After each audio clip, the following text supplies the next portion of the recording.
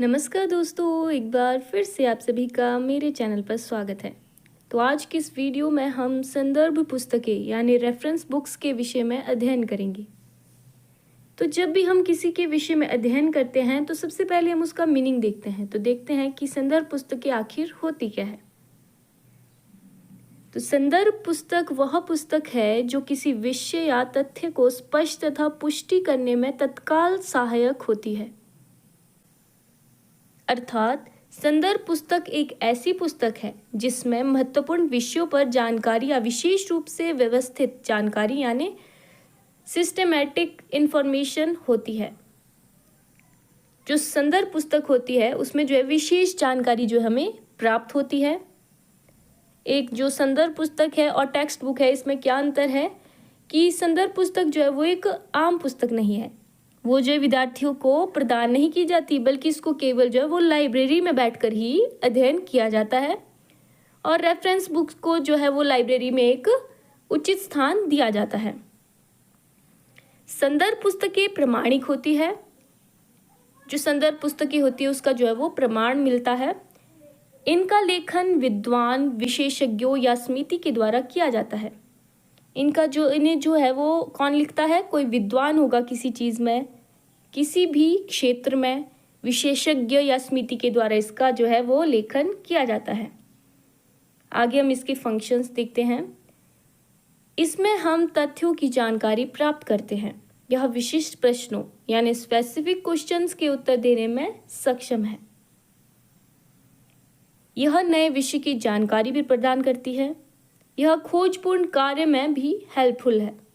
यह एक अति उत्तम दस्तावेज है जिससे हम दोनों तरफ के विरोधी समस्याओं का हल ढूंढ सकते हैं।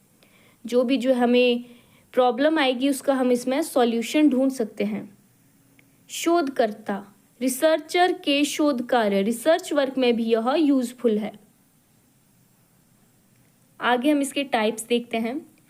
तो टाइप्स ऑफ रेफरेंस बुक्स, इसमें जो है वो विश्वकोश, एनसाइक्लोपीडिया, शब्दकोश, डिक्शनरी, निर्देशिका, भौगोलिक संदर्भ, वार्षिक पुस्तकें और जीवनियाँ इत्यादि आती है। इसके अतिरिक्त इसमें ज्ञान कोश, लेखसार, एटलस इत्यादि भी शामिल है। आगे देखते हैं हम इसके फीचर और यूज़। तो सबसे पहले फीचर है कि एक संदर्भ पुस्तक का महत्व बहुत अधिक होता है।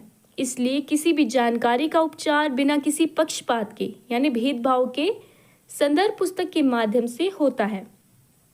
मुद्रण स्पष्ट होना चाहिए। मुद्रण बोले तो प्रिंटिंग स्पष्ट होनी चाहिए, क्लियर होनी चाहिए और आर्टफुल होनी चाहिए, कला से युक्त होनी चाहिए। कागज जो उसके पेपर है और जिल्द बाइंडिंग है वो अच्छी गुणवत्ता की होनी चाहिए, अच्छी क्वालिटी की होनी चाहिए।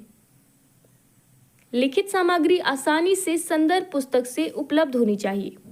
संदर्भ पुस्तक में प्रिंटर, पब्लिशर और राइटर का नाम स्पष्ट होना चाहिए। जिसने भी जो है वो रेफरेंस बुक लिखी है उसमें उसके प्रिंटर, पब्लिशर और राइटर का नाम जो है वो क्लियर होना चाहिए।